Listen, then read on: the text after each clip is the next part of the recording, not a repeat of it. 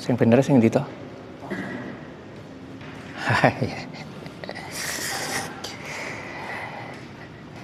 Jamaah sekalian, assalamualaikum warahmatullahi wabarakatuh. Innal hamdalillah nahmaduhu wa nasta'inuhu wa nastaghfiruh wa na'udzu billahi min syururi anfusina wa min sayyiati a'malina may yahdihillahu fala mudhillalah wa may yudlil fala hadiyalah. Asyhadu an la ilaha illallah wa asyhadu anna muhammadan abduhu wa rasuluh. Allahumma shalli wa sallim ala nabiyyina Muhammad wa ala alihi wa sahbihi ajma'in, amma ba'du. Nanti kita ganti bukunya saja terkait dengan bab setan. Ya. Itu silahkan diperdalam sendiri nanti dulu. Sebagaimana kita ketahui bersama bahwa musuh kita manusia ada 3, yaitu dunianya, setannya, dan nafsunya. Kita mempunyai musuh 3, dunia ini, kemudian setan, kemudian nafsu. Ya, masing-masing itu mengajak kepada keburukan, mengajak kepada kejahatan. Sementara kejahatan nanti akan mengajak ke neraka. Nah, pada kali ini kita mempelajari tentang ehwal setan. Ya, setan. Dulu sudah kita pelajari, kita singgung. Itu. Tapi secara detailnya masih kurang banyak, karena untuk membicarakan masalah secara detail itu butuh waktu juga. Nih. Bahkan seumur hidup kita sekalian mungkin belum kemput. Ya. Saya saja sampai meninggalkan pekerjaan, ya, pekerjaan sehari-hari itu saya tinggalkan untuk belajar, itu saja masih merasa kurang. Apalagi disambil kerja. Oke. Sambil yang lain-lain, jelas jauh lebih kurang lagi. Hewan sekalian, jalan pertama yang harus dilakukan untuk melawan setan adalah mengenal tentang siapa itu setan. Ya. Mengetahui apa dan siapa setan, yang dalam hal ini hukumnya juga wajib. Jadi yang namanya wajib itu bukan hanya sholat saja. Mengetahui musuh dan bagaimana musuh itu berusaha mengalahkan kita sekalian, kita juga harus tahu. Karena musuh yang namanya setan ini akan menggunakan jebakan-jebakan yang kita kadang-kala tidak menyadari bahwa itu jebakan setan. Karena jebakan setan itu biasanya menyenangkan. Ya, menyenangkan, sehingga kadang-kala tanpa ditarik, tanpa disuruh itu saja sudah langsung berangkat sendiri. Nah, untuk pengajian, wah, harus diingatkan berulang kali. Nah, untuk pengajian. Tapi kalau untuk yang lain-lain, itu yang berbau kemaksiatan, itu masya Allah dengan tanpa disuruh lah kita sudah tertarik. Nah, itu. Setan mengenal artinya. Itu syaitan artinya apa? Siapa tahu, masih ingat arti dari kata syaitan? Satona itu syaitan yang kita kadangkala saking anyele syaitan ini, gitu. Anyel karo bojone syaitan ini, gitu. Anyel karo pitike syaitan ini. Kita sudah mengucapkan berulang kali loh. Itu artinya apa itu? Kita sudah mengucapkan berulang kali loh. Ayo. Artinya apa? Artinya adalah jauh dari kebenaran. Setan itu artinya jauh dari kebenaran. Itu setan. Ya. Atau jauh dari rahmat Allah. Diingat. Pelajaran kita itu sudah menerima. Hanya kesalahannya adalah tidak mau mengingat. Jadi tekone wis, ajeng ratang bolos.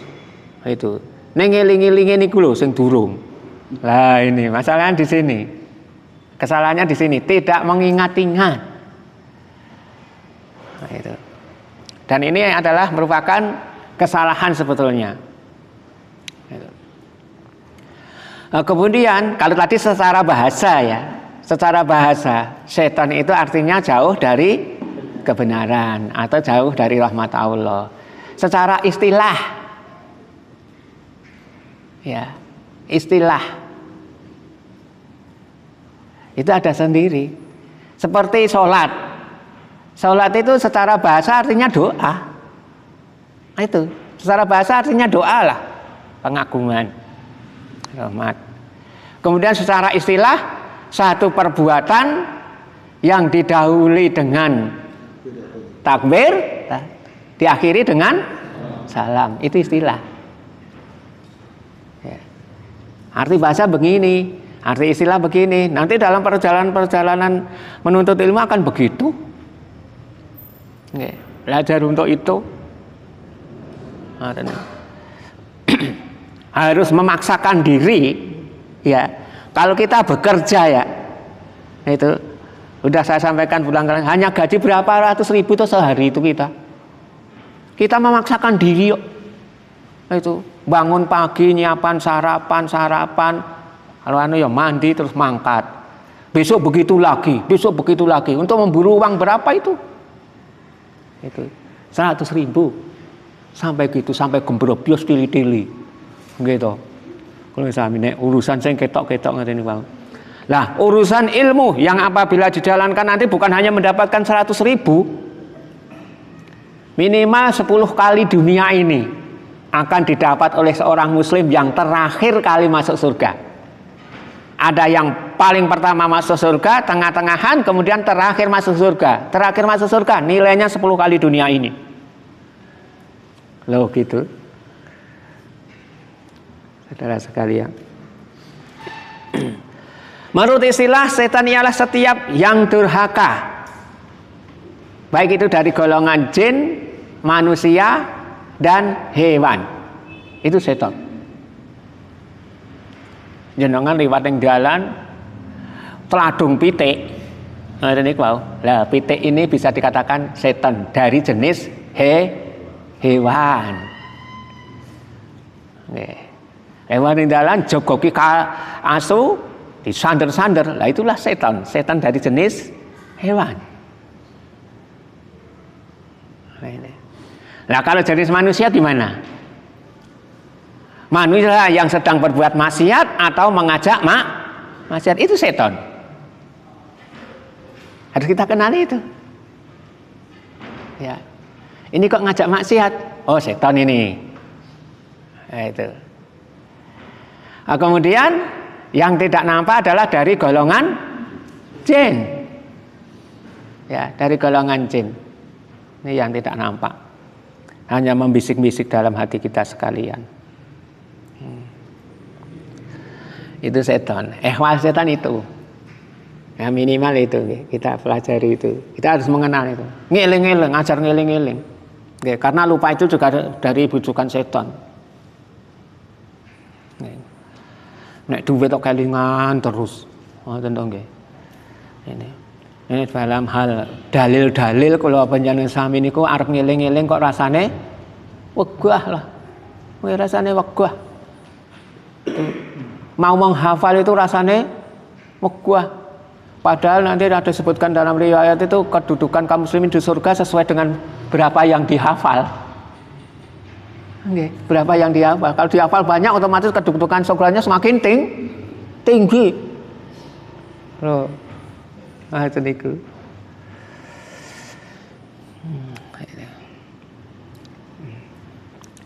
Yang namanya setan juga punya saudara.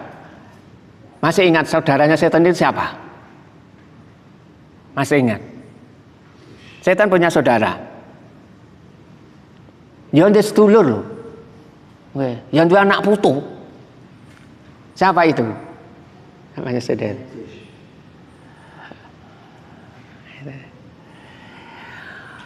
Saudaranya setan termasuk diantaranya adalah orang yang boros.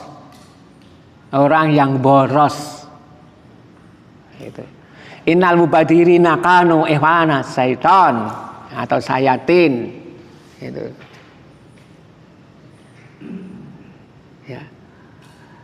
Kelihatannya muslim, tapi boros, saudaranya setan dia. Dalam sisi ini, dalam penggunaan harta. Dikatakan saudaranya setan, tidak tanggung-tanggung. Ikhwana sayatin ini setan-setan, saudaranya setan-setan. Jadi setan punya saudara, saudaranya seorang pemboros. Nah, yang dimaksud pemboros niku napa? Harta yang dihabiskan untuk selain di jalan Allah. Kalau di jalan Allah berapapun banyaknya, niku tidak masuk bagian boros. Oke. Jenengan ada menuntut ilmu nggunakake bensin 2 liter. Niku 2 liter atau 3 liter, tapi dalam rangka untuk mendapatkan ilmu, sekalipun yang didapat cuma 1 dalil itu saja, tidak boros dia, tidak boros.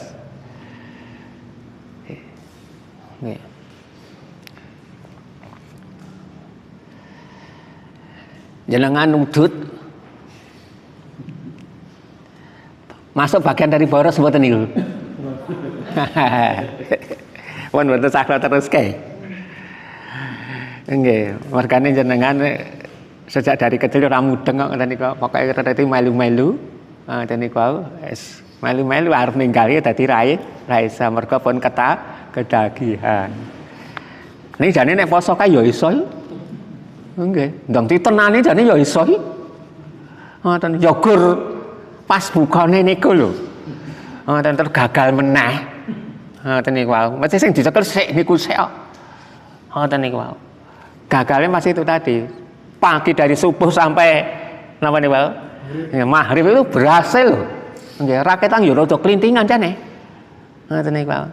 Ning bareng wis rampung maghrib niku Allahu Akbar, Allahu Akbar. Es niku. Nggih. Jadi saudaranya, mengenal saudaranya yaitu kaum pemboros. Okay. Lah kadang-kala setan di dalam agar boros itu seseorang itu cenderung pada permainan seni. Okay. Seni itu memboroskan. Omah digawe seni ngoten niku ngentekke ragat tok niku. Okay. Jane digawe biasa lurus ngoten niku. Mboten masalah. Ngian. Gitu. Ini nganggo digawe Spanyolan, dikeluar-keluar, ngoten-ngoten niku dadi boros. Ngoten niki.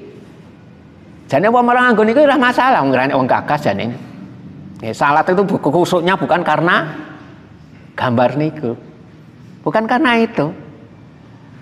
Bukan karena megahnya masjid ngoten itu salat kita kusuk ndak. Antos sing masjid sing gawene saka emas, umpama kowe sami salat ning gonjol masjid sing saka emas tak kira malah kusuk. Ngono ta, Allahu Akbar para iman yo. Ngoten niku wae. Dit pirang-pirang gur gawe Mas masjid ke emas kabeh ya ngono. Dadi ra kusuk to. Ngoten niku. Untuk anu seni itu juga butuh itu tadi. Butuh ragat. Dan akhirnya juga terbuang. Itu. Nukoke dolanan anak ini bisa masuk kategori boros. Oke.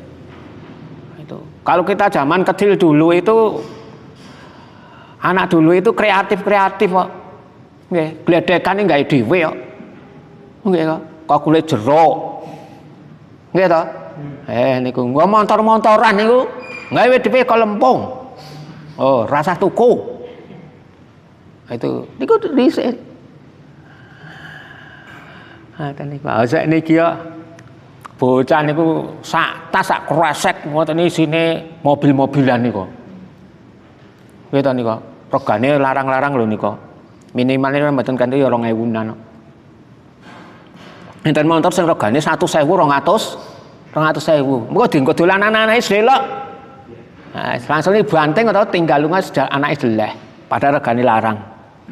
Ini boros. Oke. Itu. Nek mong dolani anake gen meneng niku gampang. Rasa dijanjeni tak tukoke montor sing ngene, sing iso muni tulit. Terus dijanjeni ngono nganggo duit. Nggih. Tutuke meja tok ngono nang domblong ngono wis pun meneng.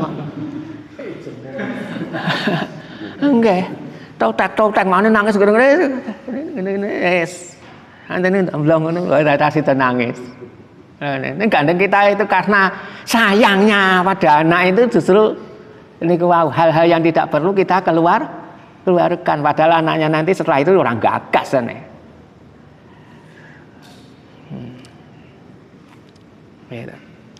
Karena semuanya itu nanti akan ditanya oleh Allah Subhanahu wa Ta'ala. Berapapun yang kita keluarkan, dari mana didapat, kemana menggunakan, untuk apa digunakan, kita akan tanyakan semuanya. Kemudian temannya, setan itu juga punya teman. Ya. Teman yang paling utama adalah itu orang kafir, itu teman setan. Nggih. Jenengan maem mboten nganggo bismillah niku kancane setan. Nggih. Kadang kula sami lali to nggih. Ngoten niku. Pun mboten serah dawa-dawa. Nggih. Cukup bismillah itu saja. Itu kita akan pertahankan karena kita sudah mendapatkan ilmu. Karena begitu seseorang makan dengan bismillah, setan yang maunya ikut makan tadi tidak jadi, mundur. Loh, terhalang dengan bacaan bismillah. Nah, tapi kalau tidak pakai bismillah, setan ikut masuk.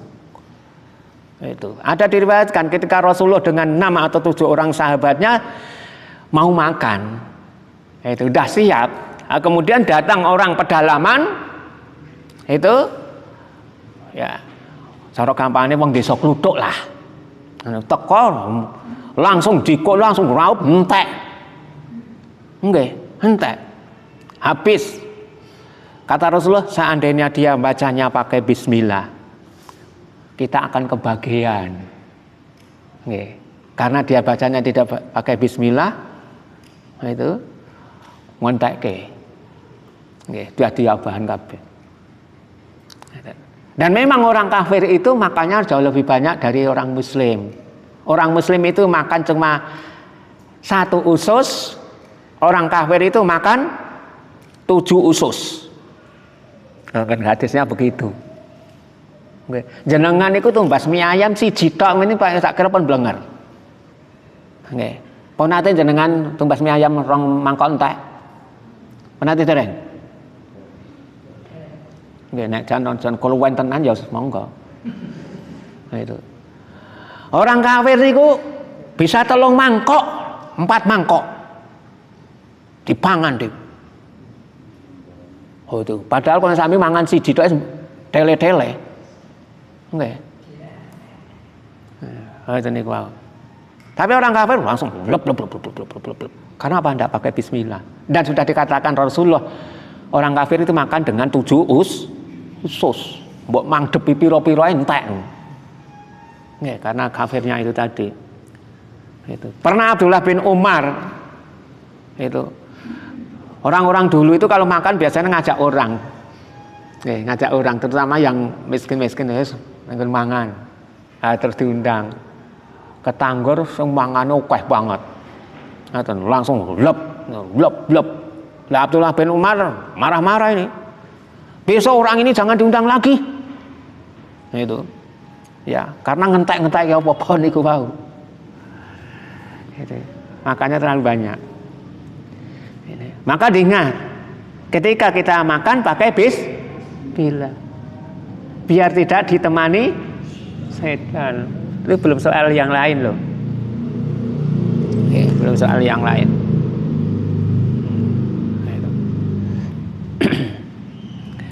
Kan kemarin pas apa itu? Pas kultum di sini udah saya sampaikan toh. Gitu. Setan itu kan datang setiap kita mau tidur itu. Jadi idza awal insan ila firasih. apabila seseorang itu atau seorang kamu, nah itu, karena dalam riwayat yang lain akadukum itu seorang kamu, itu mau tidur mendatangi pembaringannya, itu atahu malakun wa syaiton, malaikat dan setan mendatangi, menghampiri orang yang mau tidur. Kita yang mau tidur itu didatangi dua makhluk, setan dan siapa? Malaikat. Membisikkan itu. Maqalal malak. Adapun malaikat bisikannya adalah ahtim bi khairin.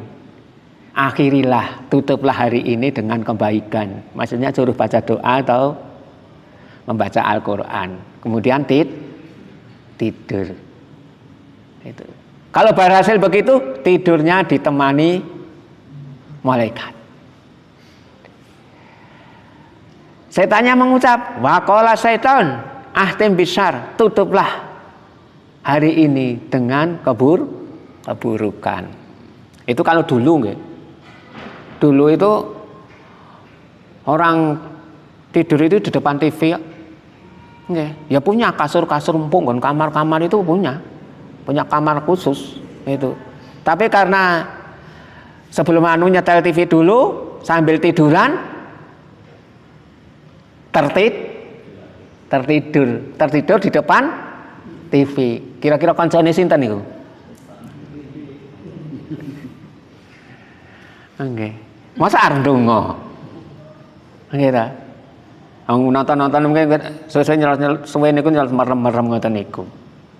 Tidak mengakhiri dengan kebaikan. Loh, setan cara godanya pintar. Lah kalau sudah demikian nanti akan dikuasainya. Itu. Lah tanpa sengaja kadang-kala kita seorang muslim itu memposisikan diri sebagai temannya setan. Sekalipun ngucapnya a'udzubillahi minasyaitonirrajim. A'udzubillahi minasyaitonirrajim misalnya begitu. Setan malah menirukan, no? Enggak. Wong tanpa sengaja kita menjadi setan berbentuk manusia. Ya. Sekalipun sudah mengucap ta'awud. Itu. Tapi ada tempat-tempat yang tersembunyi di dalam hati kita, ya, yang tersembunyi di dalam hati kita untuk tempat sembunyinya setan. Itu. Sekalipun kita bacakan ta'awud, setan bersembunyi di situ. Bersembunyi di sifat apa? Kita takabur misalnya. Manusia takabur. Sekalipun dia baca ta'awud, setan larinya sembunyi pada sifat takabur kita. Bersembunyi di situ. Dengki, setan bersembunyi di sifat dengki. Lalai, itu ragakasan, delewer, itu setan bersembunyi di situ. Dan akhirnya ketika kita berhenti mengucapkan ta'awud, setan beraksi lagi. Berarti kan cara mengusir setan ternyata perlu teknis to niku. Nek gambarane sing gampang. Nggih, gambarane sing gampang. Nek dhisik lho jaman cilik kula ngono ya. Omah niku kan sakniki kan pun tembok kabeh. Begitu ada tikus masuk, lawang ditutup pun tikus niku tidak bisa keluar lagi. Kemudian disuruh ngoyak-ngoyak mateni. Oyak itu memang coba. Tapi tidak akan bisa dilakukan selama di situ masih ada meja, kursi, lemari, bolongan cilik dan seterusnya. Nggih ta? Jenengan ajeng ngebuk tikus nang jero omah, ning jero omah isine bangsa ngoten-ngoten niku angel banget no. Berarti yang begini-begini singkirkan dulu. Singkirkan dulu agar tidak jadi tempat sembunyi tikus. Ya, dijaga, dikelumpuki nggon pojokan apa jaga geran ndelik ning kene piye. Itu barulah nanti tikus itu akan tertangkap bahkan terbunuh. Tapi kalau masih itu mbok sewengi nek kecekel tikusnya. Mengusir setan seperti itu. Harus membersihkan dulu hal-hal yang menjadi tempat sembunyinya setan. Apa tadi? Takabur, dengki dan sebagainya itu. Kita tahu sendiri.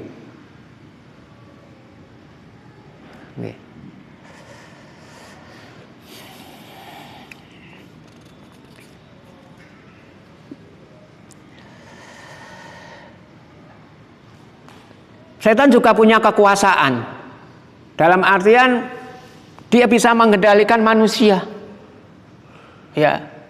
Seharusnya setan tidak bisa mengendalikan, tapi karena kelemahan manusia itu sendiri menjadi dia bisa dikendalikan oleh setan. Sebetulnya setan dari golongan jin itu terhadap manusia takut. Sebetulnya. Ya. Itu. Jadi misalnya kita datang pada suatu tempat di daerah-daerahnya kelompoknya jin misalnya dari situ, itu kita datang tawakal pada Allah, mereka takut, lari berapapun banyaknya.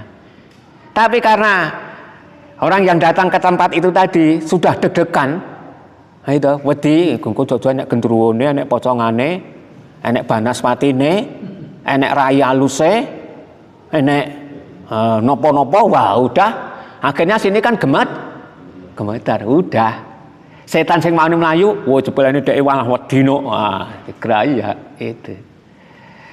itu ditakut-takuti, akhirnya nonton gedang mentiyung kaya pocongan, gitu, itu, oke, enek tikus mak gosak ngoten langsung deprok lah, itu, kenapa demikian?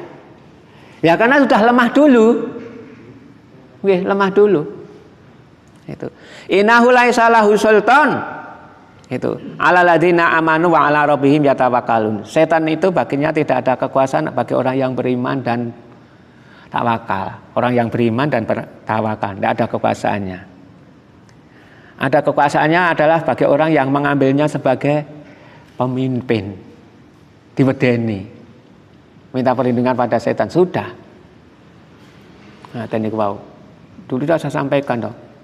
Di daerah Sragen itu, daerah sana itu masih ada, apabila ada hajatan mantu, itu harus nanggap campur sari.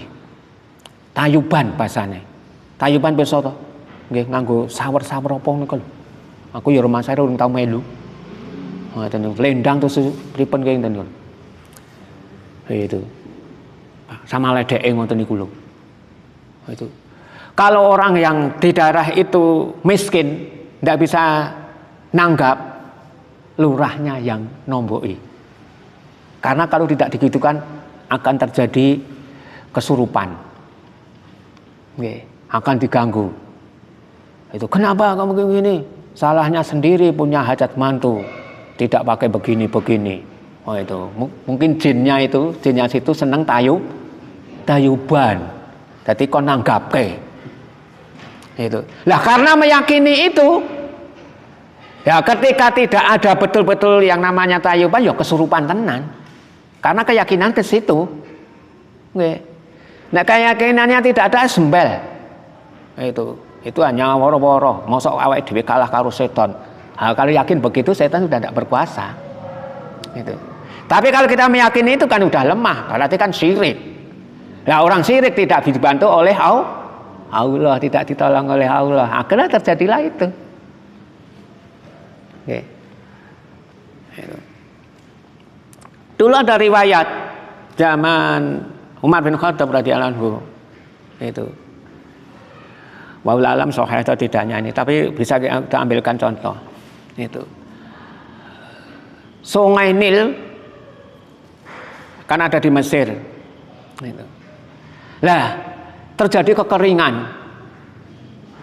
Lah, orang-orang yang di situ, yang dekat di Sungai Nil itu sudah terbiasa, sudah mengenal watak Sungai Nil. Dalam artian, kalau tidak dikorbankan seorang perawan, gadis perawan di situ, ya, itu sungai ini tidak akan mengeluarkan air. Loh, korbanin apa? Tumbale gadis perawan. Banyak daerah-daerah suku-suku tertentu mengorbankan gadis perawan itu. Dalam rangka untuk apa? Kebahagiaan mereka. Arep panenan, ben panennya berhasil mengorbankan gadis perawan dijadikan tumbal. Nah, kemudian hal tersebut sampai ke telinga beliau menulis surat, wahai Sungai Nil, jika kamu mengalir karena Allah, kami butuh. Tapi kalau kamu mengalirnya bukan karena Allah, saya tidak butuh kamu. Ya panglimanya siapa itu namanya saya lupa itu, membaca surat itu, oh iki suratnya nggo Sungai Nil iki. Nggih. Terus parani cemplungke ning Sungai Nil. Plung. Gitu. Sajake saya anu pun maca niku. Nah, lah sejak itu terus mengalir terus. Iya. Mengalir terus. Lah ini saudara sekalian, kalau kita tidak ingin dikuasai oleh setan, tawakallah kepada Allah Subhanahu wa taala. Beriman bahwa Allah itu mampu mengatasi segalanya.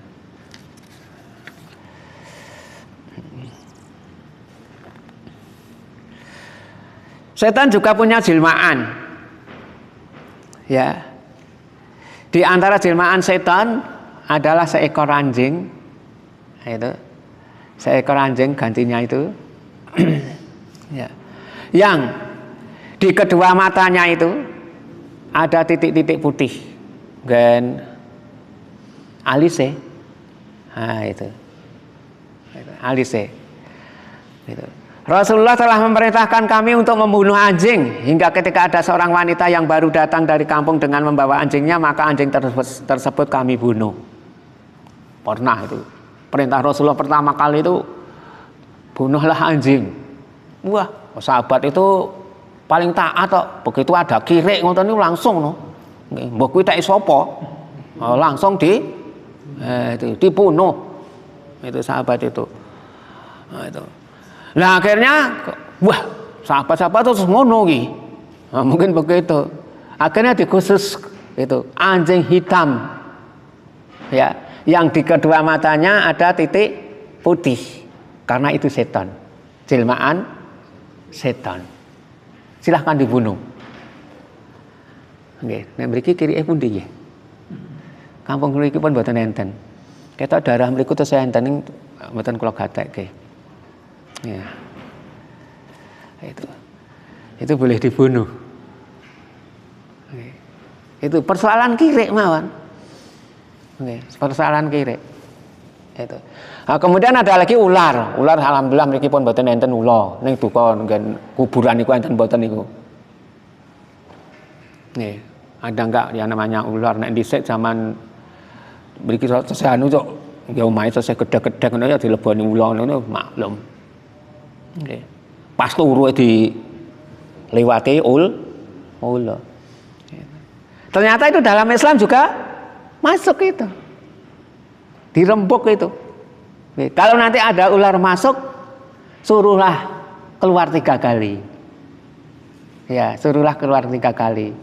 Kalau tidak mau dia keluar, oh berarti dia ular yang jahat, boleh dibunuh. Ada ini. Masuk rembukan. Itu. Termasuk juga membunuhnya ketika kita sedang sholat tiban ula. Niku nek iso kon mateni yo. Ini saat mateni piye nggih? Ngoten. Masalahnya juga ada kejadian di situ di daerah anu niku. Nyeritake niku kan cedak pring-pring omahe. Lah pas salat niku ya ketiban ula tenan. Nah dalile kon mateni nganggo apa iki? Nggih ta? Wong lagi weruhe terus mlayu. Nggih, nek ulane cilikna iso dikoke sandal. Nek riyen kan salate nganggo sandal, nganggo sepatu, Mas. Nggih. Itu. Salat niku nganggo sandal nganggo sepatu. Kan nganggo terompah lah bahasane. Kalau sami saiki salat nganggo terompah seneni pengurusé nggih. Itu. Tapi intinya gitu. Umpama salat jenengan teng lapangan ra nganggo kloso, ra nganggo sepatu boleh saja. Ngene gitu. Lah niku iso nggo ngidak niku wae. Atau ndikok sandal goblake ngoten ya wis. Iso. Niku kan mateni. Setan boleh. Nah, niku. Setan juga punya atribut. Atributnya apa? Nek kalau sami kadang-kadang kelas 17. 17-an iki atribute napa? Umbul-umbul nggih. Umbul-umbul saiki tambah lampu napa niku? Nggih, lampu kerlip-kerlip ngoten niku wae. Nggih. Nggih men kula nggih meh kepengin kok niku wae. Sanajan tuwa wis omahku cobi tak kayane grip-grip ngoten niku wae. Ngoten niku. Abang ijo napa? Kuning ngoten niku wae. Kula tekokke kanca niku. Kula terus kelingan, "Wah, ra sida." Ngoten niku wae. Awet dhisik niku nggon napa? Cemarannya orang Kristen niku. Mirsa ta? Cemaran orang Kristen pas Natalan niku lampune ya ngoten niku kok. Nggih, krep-krep ngoten niku. Kula ora sida wis. Engko ndak dikritik kanca aku ngoten niku. Nek jenengan wong umum mboten ustaz mboten masalah. Ngoten. Ora nek wong ora ngritik. Ngoten. Nah, kula mungkin masang ngoten niku do melu-melu kowe kok nganggo ngene? Lah ustaz tampil kok lho. Nggih, ustaz tampil masang lampu kelip-kelip kok. Ngoten niku. Dadi ustaz ya ya niku. Nggih. Ngoten niku. Lah atributnya setan adalah lonceng, genta. Oh, lonceng. Nek basane mriki klonthong. Klonthong iki sing nggonane sapi nika lah. Niku. Nek pas nggen sekolahan klinting nika. Klonthong klinting. Nggih, genta. Enten malih napa niku jenenge? Enten niku. Nah niku termasuk alatnya setan untuk memanggil. Nek Kristen apa ya itu sing buang ngeten nika. Niku itu memanggil atribut. Kita kan azan, kaum muslimin adzan. Mereka pakai niku wau. Lah kita ndak boleh niru-niru. Itu. Majamiru syaitan itu termasuk serulingnya setan ndak boleh. Umpama di kucing dan mboten sampai klinting. Weh. Sanajan nggo niteni karena klinting itu masuk bagian niku wau. Umpama dolanan nggo bocah-bocah ya aja nganggo klinting. Nah. Sampai demikian saudara sekalian. Lah kemudian kalau dihubungkan dengan perbuatan saya ingatkan kembali ya. Bagi setan anak Adam itu ada 3 macam. Siapa masih ingat? Ayo. Anak Adam itu ada 3 macam. Bagi setan. 1, tidak bisa digoda. Siapa? Tidak bisa digoda siapa? Siapa? Nabi dan Rasul. Tuas kalau belandangke ngantek bukune tamat sebelahnya sing dhisik malah lal. Nggih. Itu, nggih. Itu. Nggih. Nggih. Tidak bisa digoda. Nomor 2, sulit digoda. Sulit digoda. Siapa ini? Orang yang takwa. Sulit digoda. Begitu berhasil digoda terus taubat. Sulit. Setan sudah menggunakan waktu berhari-hari, bertahun-tahun. Dulu sudah saya sampaikan toh. Itu. Ya. 60 tahun menggoda baru berhasil. Sudah saya sampaikan. Masih ingat? Ya perlu dianu meleh niku. Nggih. Nek dibaleni nggih. Mbok mani ping 3, ping 4, ping 5 lagi nyentel. Ning mboten apa-apa. Nggih. Itu. Ada seorang rahib ahli ibadah selama 60 tahun. Setan berusaha bagaimana menggoda dia agar sesat. Maka saya baca, saya tulis di sini juga itu. Nggih. Nah, kemudian setan itu menyurupi merasuki seorang perempuan cantik. Nah, karena kesurupan dan lain sebagainya, diobatkan kemana, diruqyahkan kemana. Nah, itu. Nah, kemudian dibisikkan supaya ru'yahkan kepada rahib tadi yang tinggal terpencil. Itu memang dalam agama Islam kadangkala untuk menjauhi kemaksiatan orang-orang dan tidak kuat untuk melihatnya, lebih baik mengasingkan diri di tempat terpencil. Lah dibawalah anak perempuan gadis itu tadi yang sedang kerasukan tadi ke rahib oleh saudaranya, 3 saudaranya kalau tidak gitu. Nah, kemudian minta tolong, Syekh, adik saya perempuan ini begini-begini. Sementara kami harus tugas perang. Itu. Saya titipkan di sini. Jangan. Tidak boleh di sini. Saya sendiri itu, gadis itu sendiri, tidak ada orang lain. Jangan dititipkan di sini. Bahaya. Halo, karena tahu dalilnya. Oke. Tahu dalilnya. Bahaya. Tapi saudaranya tadi membuat alasan, nek mboten kula titipin jenengan, titip ke sinten? Nggih, titip ke wong kampung. Mungkin nek dadosan sing mboten-mboten. Ngoten niku pripun? Napa sampean mboten melu dosa? Pikir-pikir. Iya. Ning ya piye ya? Ngoten niku. Kek ning kene gorane wong loro nongko. Aku karo dheweke. Sengeten mawon. Kula gaweke nggon dhewe. Gaweke gubuk. Pun jenengan sare teng mriki teng omah sampean niki kula gaweke gubuk adik kula teng mriki. Pripun? Ayo masuk akal ya. Tertarik. Ya ngono ra apa-apa ning aja suwe-suwe. Nggih, mboten suwe-suwe. Pun angger ya anu niku wau. Akhirnya sembuh toh. Tapi saudaranya sudah pergi.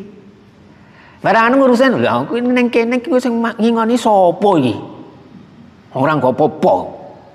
Itu lho. Akhirnya kan masake juga sih niku wau. Ditongke. Lah tongke pertama mboten dodoki. Kayak ngarep lawang. Nggih, gede. Ya niku wau. Dah siap wanitanya buka mlebu meneh. Ngoten. Nggih riyen model riyen wanita terlihat laki-laki niku isin kok. Ngene. Saiki kan nyonyol. Saiki nyonyol. Itu merasa bangga kalau sudah kan bisa goncengan sama pemuda-pemuda itu udah merasa bangga. Beda karo dhisik lho. Dhisik lagi dipacok kene kula penate masuk ke cah wedok ngoten niku kula dipathak kok ngoten niku. Niku sakniki rasa dipacoke senenge ra jamaah. Ngoten niku. Nah, akhirnya kan terjadi itu. Begitu terus setan tidak putus asa. Karena sudah berduaan itu sudah berhasil setan. Itu untuk berikutnya tinggal tunggu waktu. Masa mungkok ngonoke terus ora blangkemen. Nggih, ora tau dilulu ora dijak ngomong. Kok nek ra kerasan mati piye? Kowe melu dosa. Iya. Ngoten ya. Ya tete kok itu sing apik-apik. Ngoten niku wae. Ngoten niku wae. Piye nduk nek kene kerasan ra mangane enak ra aku wong lanang ra iso masak iki. Itu niku ya di ngapura ya, mboten napa-napa Pak, wis wedok wangsule. Ngoten ta. Itu niku wae. Lah akhirnya kan masa gur ngono terus. Akhirnya terus lawange buka jagongan ning jero. Sapa sing larang? Oke. Kan semakin lama kan semakin tidak merasa bersalah. Kalau sudah anjlok ngoten niku pun langsung terus no. Akhirnya setan bisikin lagi, kowe iki lanang apa ora ta? Ngono. Gunahe nek kinyis-kinyis yang ngono menang kowe. Ten niku setan godho tenang. Akhirnya berhasil hamil. Berzina hamil.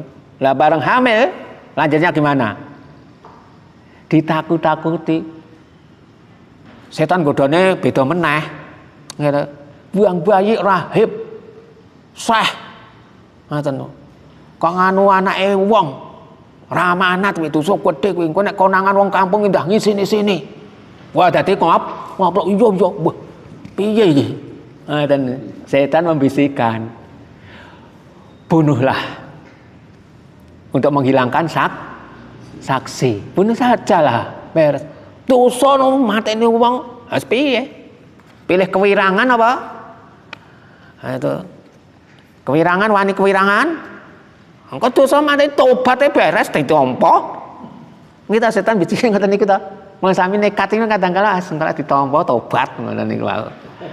Ha, tobat e. Nggih ta. Oh iya, sengko bar kuwi salat sewengi lah. Ngoten niku. Ganti tampa tobat. Tobat setan godakan ngoten niku. Timbulnya korupsi, timbulnya pembunuhan kan dari situ-situ niku wae. Nah, setan bisikannya nih. Akhirnya dibunuh. Nah, itu. Nanti kalau saudaranya pulang menanyakan, neng kene ra kerasan lara terus mati gitu, gampang toh. Nggih ta. Iya. Ada godomen tau iya aku. Dan niku. Lah akhirnya saudaranya datang betul menjemput adiknya. Lah dengan action berpura-pura, wong kulino nonton sinetron masalahnya. Dan niku action berpura-pura tektoki sedih dan sebagainya. Wonten napa kanjenengan ketok sedih kula dugi adik jenengan. Nah itu, adik jenengan. Adik kula ten napa? Dan niku tilar mboten kerasan ten mriki. Menawi mboten cocok kula masake napa pripun ngoten niku terus mboten kerasan lara tilar. Nggih sampun. Wis sedih ya pripun mulai. Kuburane pundi niku. Lah si 3 orang tadi pulang. Apakah setan berhenti di sini? Masih menggoda lagi. Sebab setan sudah berpikir dia membunuh nanti tobat bisa saja diterima oleh Allah, bisa saja diterima oleh Allah. Maka setan tidak putus asa, digoda lagi. Bagaimana agar mati dalam keadaan syirik, dalam keadaan kafir. Caranya bagaimana? Setannya masuk dalam mimpinya 3 saudara tadi, memberitahu bahwa adikmu bukan mati karena sakit, bukan karena tidak kerasan, tapi mati karena dibunuh oleh rahibnya itu, syekhnya itu. Bar penglilir aku mimpi ini, aku yang mimpi ini. Oh berarti tenan nih. Ayo marane. Wah, kata niku langsung banting ngoplok. Udah laporkan dihukum mati. Nah itu. Lah ketika mau menjalani hukum mati, iblis menampakkan diri. Udah. Kamu minta tolong pada aku tidak. Nah itu. Dengan sebab kamu saya sengsara begini. Ya sudah, kalau kamu tidak minta tolong saya, nanti kami sebentar lagi mati. Tidak ada kesempatan untuk tobat, untuk istighfar. Tidak ada kesempatan untuk sedekah dan lain sebagainya. Kamu matinya dosanya besar banget. Akhirnya ya terus piye? Oh itu. Nek kowe njaluk ditulung aku, iblisnya bilang, "Kamu harus sujud." Ya, sujud kepadaku. Mau enggak? Wah, enggak mau itu syirik. Ya wes, tak tinggal lunga. Ning bakal kowe ya bakal mati. Pilih ndi? Nek hidup masih kesempatan untuk tobat. Pikir-pikir akhirnya ya saya sedia. Lah, kan itu kan di hadapan Al-Ghul itu sudah disulap keadaannya itu. Lah ketika dia sujud menyembah iblis pas dipancung, mati dalam keadaan syirik. Kafir. Setan menggoda berapa sisi tadi? Dari sisi berduaan sudah, terus sisi zina, tidak cukup, kemudian membunuh, belum puas setan, suruh melakukan perbuatan syirik, akhirnya mati dalam keadaan. Ini godaan setan, tekniknya. Masya Allah, na'udzubillah min dalik. Berarti kita suruh minta tolong pada Allah terus. Saya rasa itu dulu.